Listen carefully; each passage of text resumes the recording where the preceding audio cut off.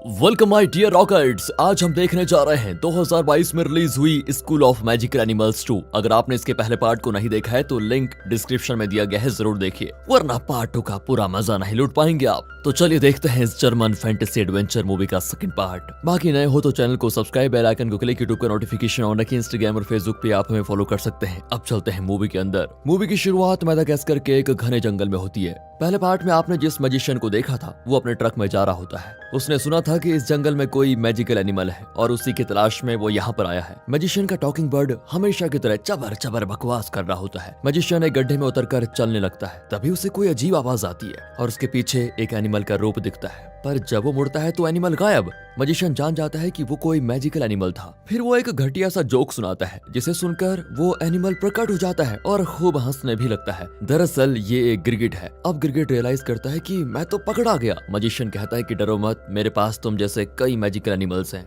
गिरगिट खुश होकर कहता है कि यार, मैं इस जंगल में अकेला पड़ गया था, मेरे कोई दोस्त नहीं है, इसलिए मैं तुम्हारे साथ चलने को तैयार हूँ, मुझे तो बस फ्रेंड से मतलब है। ये कहकर वो बड़े चाव से मैजिशियन के हाथ पर चढ़ जाता है। मैजिशियन उसको लेकर चल देता है और यहाँ कट करके मूवी का title school of magical animals 2 डालकर होती है मूवी शुरू। अगले सीन में हम इडा के घर को देखते हैं जहाँ उसका मैजिकल पेट यानी फॉक्स खिड़की के बाहर देख रहा होता है। फिर वो इडा के बेड पर आता है जहाँ पर वो सो रही होती है। इतने में दरवाजे पर आवाज को सुनकर फॉक्स टॉय बन जाता है। इडा का बर्थडे है तो उसकी माँ उसे विश करने आई है। वो कैंडल से डेकोरेटेड केक लेकर इडा को उठाती है और उसे गले लगाकर बर्थडे विश करती है। माँ के जाते ही फॉक्स फिर से नॉर्मल हो जाता है और इडा को बर्थडे विश करता है। लेकिन इडा को तो जोई के विश का इंतजार है क्योंकि उसे जोई पर क्रश है। वहाँ जोई भी प्रैक्टिस कर रहा होता है कि वो इडा को बर्थडे कैसे विश करे। इतने में आईने में कुछ लेटर्स नजर आते हैं। उसमें लिखा होता है कि तुम्हें जल्द ही एक मैजिकल एनिमल मिलने जा रहा है। ये देखकर जोई बड़ा खुश होता है। इडा यहाँ फॉक्स को लेकर स्कूल जाती है, लेकिन जब कोई पास आता है तो फॉक्स छुप जाता है। दूसरी ओर अना नाम की लड़की को दिखाते हैं। ये उस गर्ल्स गैंग की मेंबर है जो पहले पार्ट में इडा को बुली करते थे। अना को एक पोस्टर दिखता है जिसमें लेटर्स रीअरेंज करके रखे होते हैं। उसमें लिखा है कि तुम्हें स्कूल ऑफ मैजिकल एनिमल्स में सिलेक्ट किया गया है और जल्द ही तुम्हें एक मैजिकल पेट मिलने वाला है। अना को विश्वास ही नहीं होता। तभी बैनी एज यूजुअल अपने स्केटबोर्ड का कंट्रोल खोकर अना से टकरा जाता है और उसका कछुआ भी गिर जाता है। अना उसे उस पोस्टर के बारे में बताती है तो बैनी और कछुआ कहते हैं उसमें ऐसा कुछ नहीं लिखा, लगता है तुम पागल हो गई हो। ये कहकर दोनों चले जाते हैं। तभी अना की गैंग आती है और उनकी लीडर जिसका नाम हेलन है। अना उससे भी पूछती है कि ये क्या चीज है, पर वो अपना बैग अना को पकड़ा देती है और कहती है पोस्टर ताकना बंद करो और मेरे बैग क्लास में लेकर आओ। स्कूल में सभी इडा को बर्थडे विश कर रहे होते हैं। अना भी उसे विश करना चाहती है लेकिन हेलन उसे मना कर देती है। फिर सभी क्लास पहुंचते हैं तो उनकी क्लास टीचर यानी मैरी आती है। मैजिशियन का टॉकिंग बर्ड भी आ जाता है जिसको देखकर बच्चे बड़े खुश हो जाते हैं कि आज बाकी लोगों को भी मैजिकल पेट्स मिलेंगे। तभी वहाँ पर मैजिशियन भी आ जाता है। उसको देखकर तो बच्चों की खुशी का कोई ठिकाना ही नहीं होता। वो अपना कोट घुमाकर टेबल पर बिछाता है तो उसके अंदर से कुछ निकलता है। मैजिशियन कोट हटाता है तो एक पेंगुइन निकल आता है और बच्चों से पूछता है कि हाय बच्चों, कैसे हैं आप सभी। वैसे दोस्तों जैसे मैं आपसे रोज पूछता हूँ, वेलकम डियर रॉकर्स, कैसे हैं आप सभी। फिर वो एकदम शानदार वॉक करके जोई के पास जाकर कहता है आज से मैं जोई के साथ ही रहूंगा। जोई एक्साइटेड होकर उसे हाई फाई देता है। पेंगुइन एकदम कूल टाइप का मालूम होता है और ये देखकर फॉक्स और कछुआ को हो जाती है जलन, कहीं ये हमसे बेहतर ना हो जाए। इतने में मैजिशियन दोबारा अपना कोट टेबल पर बिछाता है और लगता है उसके अंदर एक छोटा एनिमल प्रकट हो रहा है। अना खुश हो जाती है कि ये एनिमल उसी के लिए होगा, पर जब मैजिशियन कोट हटाता है तो अंदर कुछ नहीं होता। मैजिशियन कहता है कि बस आज के लिए इतना ही। अना बेचारी उदास हो जाती है। दरअसल उसके अंदर वही गिरगिट था जो गायब हो जाता है। वो चुपके से उतरकर अना के बैग में घुस जाता है। अगले सीन में मैरी बच्चों को स्कूल ऑडिटोरियम में लेकर जाती है जहाँ वो स्कूल एनुअल डे के लिए एक प्ले करना चाहती है। इडा कहती है कि मैं उस प्ले का स्क्रिप्ट लिखकर डायरेक्ट करूंगी। इतने में वहाँ पर प्रिंसिपल आते हैं तो फॉक्स और कछुआ टॉय बन जाते हैं, लेकिन अपना पेंगुइन चेंज नहीं होता। जोई उसकी पीठ पर लात मारकर कहता है कि अबे तुझे अलग से बोलना पड़ेगा क्या। तब जाकर पेंगुइन टॉय बन जाता है। प्रिंसिपल आकर सभी को एक स्क्रिप्ट देता है जो कि एक हिस्टोरिकल प्ले है। वो कहता है कि यह हमारे स्कूल का 250th एनिवर्सरी है, इसलिए तुम्हें यही प्ले करना है।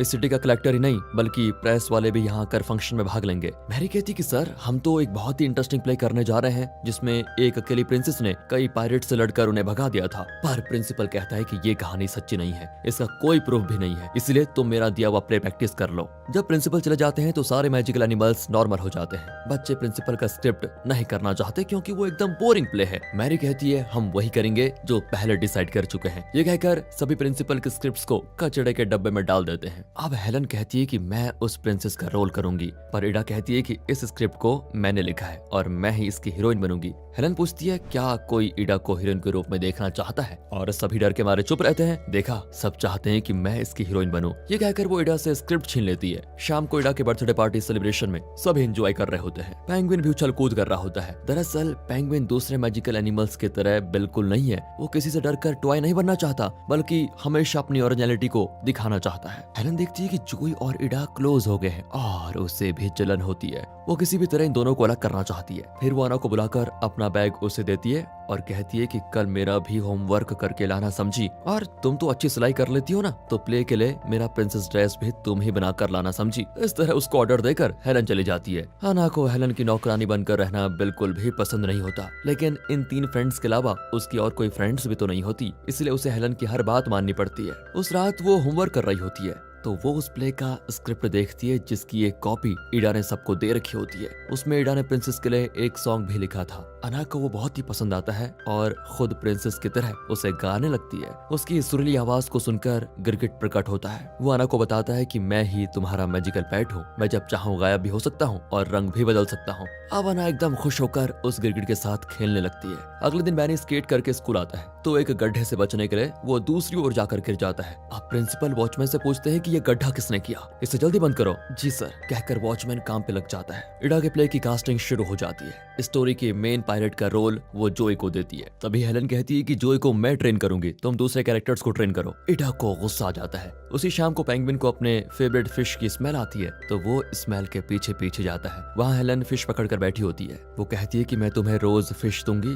तुम बस मुझे जोई के साथ क्लोज होने में मदद करो। इतने में जोई वहाँ पर आ जाता है। हेलन कहती है कि आज शाम 5 बजे तुम मेरे घर आ जाना, दोनों मिलकर प्ले प्रैक्टिस करेंगे। जोई सोचने लगता है, पर इतने में पेंगुइन हेलन से कहता है तुम फिक्र क्यों करती हो, इसे तो मैं ले आऊंगा, ये ठीक 5 बजे पहुंच जाएगा। फिर जोई घर के लिए निकलता है तो इडा पूछती है क्या तुम शाम को मेरे घर आओगे, मैं तुम्हें पायरेट कैप्टन का कैरेक्टर बहुत अच्छे से समझाऊंगी और तुम्हें ट्रेन भी करूंगी। लेकिन जोई कहता है कि मैं हेलन के घर जा रहा हूँ, वही मुझे सिखाएगी। इडा भी हंसकर कहती है कि अच्छी बात है, लेकिन वो मुड़ती है तो पता चलता है वो इस बात से बहुत ही दुखी है। घर पर वो प्ले के लिए नया गाना कंपोज कर रही होती है। दूसरी ओर हेलन और जोई मजे से प्ले की प्रैक्टिस कर रहे होते हैं। इस पेंगुइन को देखिए, हेलन के दिए हुए फिशेस को बिरयानी की तरह कैसे चबा चबा कर खा रहा है। वहाँ अना और बैनी अपने घरों में प्ले के लिए जरूरी चीजें तैयार कर रहे होते हैं। अगले दिन स्कूल में प्रिंसिपल वॉचमैन पर चिल्ला रहे होते हैं कि कल एक गड्ढा बंद किया तो आज इतने सारे गड्ढे कहाँ से पैदा हो गए। मैं क्या जानूं सर, जरूर रात को कोई गड्ढा खोद कर गया होगा। दोस्तों, पार्ट 1 में आपने देखा कि किस तरह जोई अपने पेरेंट्स का ध्यान अपनी ओर आकर्षित करने के लिए स्कूल की चीजें चुराकर जगह जगह स्माइली बनाकर रखता था। लेकिन इस पार्ट में ये मिस्टीरियस गड्ढे कौन खोद रहा है। प्रिंसिपल भी इस बात से परेशान होते हैं और वॉचमैन को रात में स्कूल की पहरेदारी करने के लिए कहते हैं। जोई और बैनी अपने अपने रोल्स को प्रैक्टिस कर रहे होते हैं। इतने में प्रिंसिपल के आने की खबर आ जाती है तो सभी जल्दी में कचड़े के डब्बे से उनका दिया हुआ स्क्रिप्ट उठाकर हाथ में रख लेते हैं और उससे प्रैक्टिस करने की एक्टिंग करते हैं। इन्हें हिस्टोरिकल प्ले प्रैक्टिस करते हुए देखकर प्रिंसिपल भी खुश हो जाता है। जब वो चले जाते हैं तो वो फिर पायरेट्स वाला प्रैक्टिस करते हैं। दरअसल इडा ने अपनी क्रिएटिविटी से उसमें एक सीन लिखा था जिसमें एक फैल्कन बर्ड पायरेट्स के साथ लड़ता है। लेकिन अब हेलन इस स्क्रिप्ट को चेंज करना चाहती है और कहती है कि क्लाइमेक्स फाइट के बाद पायरेट्स के लीडर और प्रिंसेस के बीच प्यार हो जाता है, मतलब मेरे और जोई के बीच लव वाला सीन होना चाहिए, ये होगा हमारा क्लाइमेक्स। वो कहती है कि इस स्क्रिप्ट को चेंज करके लिखो। इडा इस पर बहुत गुस्सा होकर चली जाती है। फॉक्स उसके पास बैठ जाता है। इन दोनों को देखकर गिरगिट अना से कहता है तुम प्रिंसेस बनो या ना बनो, लेकिन प्लीज मेरे लिए वो गाना गाओ जो उस दिन तुमने गाया था। वो हाथ जोड़कर विनती करता है। लगता है भारतीय गिरगिट है दोस्तों।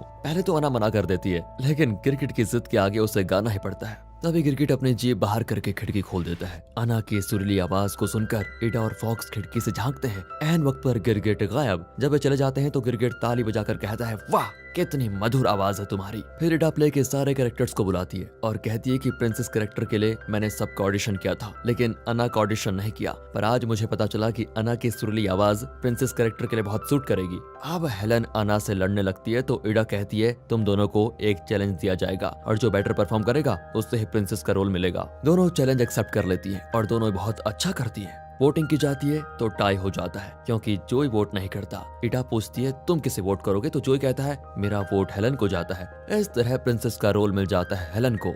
अब इडा को जोई से चिढ़न होने लग जाती है।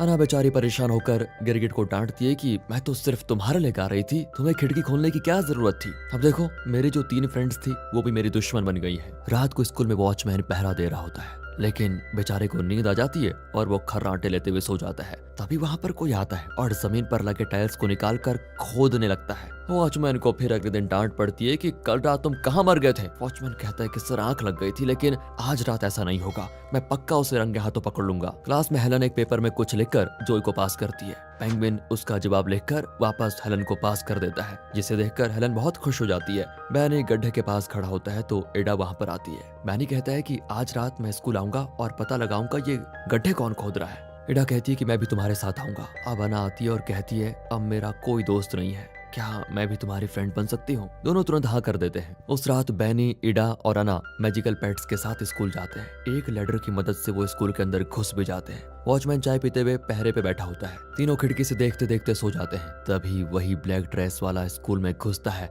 जिसे देखकर मैजिकल पैड्स इन तीनों को जगा देते हैं। वो ब्लैक ड्रेस वाला दूसरी जगह जाकर मिट्टी निकालने लगता है। लगता है ये किसी खजाने की तलाश में है और आज वो उसे मिल गया है।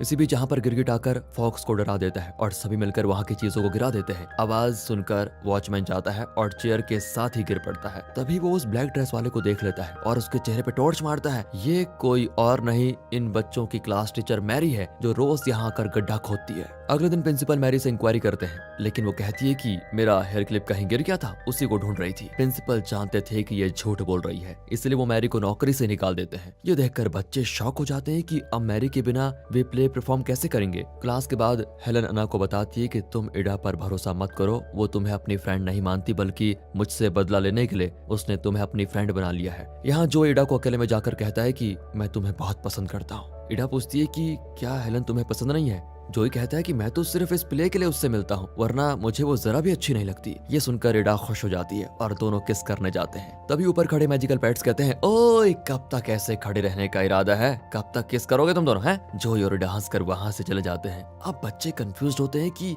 हम अब इडा का प्ले करें या प्रिंसिपल का वो बोरिंग प्ले। तब जो आकर कहता है कि हमने आज तक जिसकी प्रैक्टिस की थी हम सब मिलकर वही करेंगे, यानी इडा का प्ले। ये सुनकर बाकी बच्चे मोटिवेट हो जाते हैं। यहाँ वॉचमैन उस आखिरी गड्ढे को बंद कर रहा होता है जो कल रात मैरी ने खोदा था, लेकिन वो मिट्टी डालता जाता है पर गड्ढा बंद नहीं होता। फिर वो उस होल पर एक प्लेट रखकर मिट्टी से उसे बंद कर देता है। एनुअल डे फंक्शन का दिन भी आ जाता है और सारी तैयारियां हो जाती हैं। प्रिंसिपल अपनी स्पीच प्रैक्टिस कर रहे होते हैं। जोई की क्लास के 2 स्टूडेंट्स प्रिंसिपल के रूम का लैंडलाइन वायर कट कर देते हैं और दरवाजे पर एक लैडर लगा देते हैं, जिससे कि दरवाजे का नॉब खुल ना पाए। जब प्रिंसिपल दरवाजा खोल नहीं पाता तो वो किसी को कॉल करने की कोशिश करता है, लेकिन फोन वायर तो कट हो चुका है। शो से पहले हेलन फोन लेकर बाहर जाती है और किसी से बहुत देर तक बात कर रही होती है। वो उसी जगह पर खड़ी होती है जहाँ पर मैरी ने आखिरी बार गड्ढा खोदा था। वॉचमैन ने उसे बंद जरूर किया था, लेकिन उसने जो प्लेट रखा था वो टूट जाता है और हेलन अंदर गिर जाती है।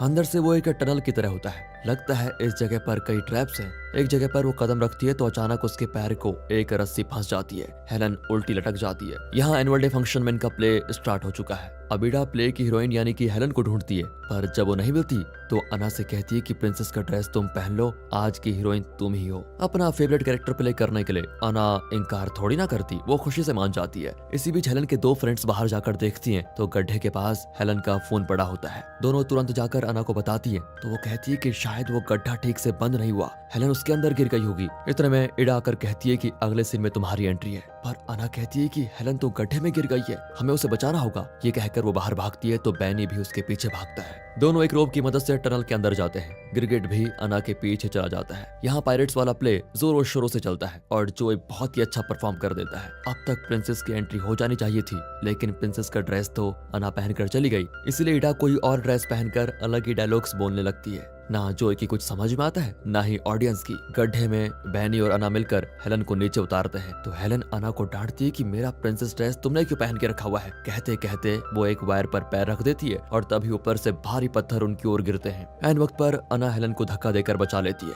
वो हेलन को बताती है कि मैं तुम्हारी जगह नहीं लेना चाहती थी, वो तो तुम गायब हो गई थी, इसलिए मुझे ये ड्रेस पहनना पड़ा। लेकिन स्टेज पर जाने से पहले मुझे पता चला कि तुम गड्ढे में गिर गई तो मैं तुरंत यहाँ भागी चली आई। अना का ये सेल्फलेस कैरेक्टर दोस्तों आपको पसंद आया हो तो वीडियो को लाइक जरूर कीजिए। हेलन रोने लगती है कि अपना फेवरेट कैरेक्टर मिलने के बावजूद तुम उसे ठुकरा कर मुझे बचाने आ गई, थैंक्स यार। ये कहकर वो अना को गले लगा लेती है। बैनी देखता है कि वहाँ कई पुरातन चीजें रखी हुई है। ये लोग जो पायरेट्स प्ले कर रहे थे उसके बारे में भी कई बुक्स वहाँ पर होती हैं, यानी कि ये कोई काल्पनिक कहानी नहीं, सच्ची कहानी है। बैनी कुछ पुरातन चीजों को उठा लेता है। अपने कमरे में बंद प्रिंसिपल देखता है कि मैरी और मैजिशियन स्कूल के अंदर जा रहे हैं। वो जान जाता है कि सारी मुसीबत की जड़ यही दोनों है। वो एक कर्टेन की मदद से खिड़की से नीचे आ जाता है। यहाँ बैनी, अना और हेलन टनल से निकलकर बैक स्टेज पहुंच जाते हैं। अना कहती है कि मैं ड्रेस उतार देती हूँ, तुम इसे पहनो और स्टेज पर जाओ। लेकिन हेलन कहती है कि नहीं, ये रोल तुम्हारे लिए ही बना है। मैं तो यूं ही जिद कर रही थी, अब तुम जाओ और अच्छा परफॉर्म करो। अना भी स्टेज पर जाकर अपना गाना गाती है और एक शानदार परफॉर्मेंस देती है।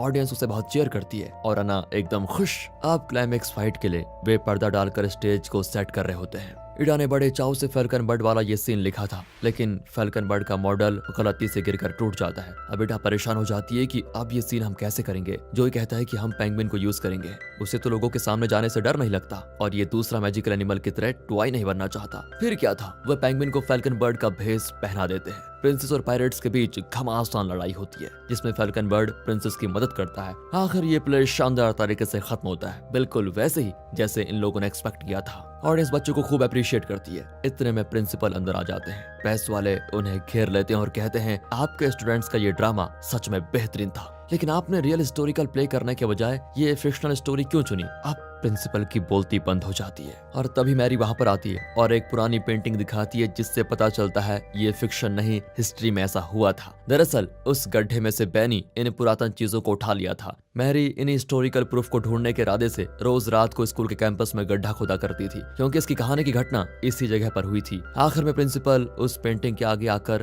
प्रेस वालों को फोटो के लिए शान से पोज देने लग जाता है। वो मैरी को फिर से नौकरी पर रख लेता है। अगले सीन में मैरी और मैजिशियन सारे बच्चों को बुलाकर बताते हैं, हमेशा की तरह बिना भेदभाव के तुम सब मिलकर काम करोगे तो सफलता तभी मिलेगी। ये कहकर मैरी मैजिशियन के साथ उस ट्रक में बैठकर चली जाती है। उन्हें एक और जंगल के बारे में पता चलता है, जहाँ कुछ और मैजिकल एनिमल्स रहते हैं। इनका सफर यूं ही चलता रहेगा। इसी के साथ school of magical animals part 2 यहाँ पर खत्म होता है। बाकी आप हमारे दूसरे चैनल पर जा सकते हैं मूवीज वेदर पर। अगर आपको अच्छा लगे तो सब्सक्राइब कर दीजिए। मिलते हैं बेहतरीन मूवीज के साथ, तब तक के लिए गुड बाय, ख्याल रखिए अपना and finally thanks for watching.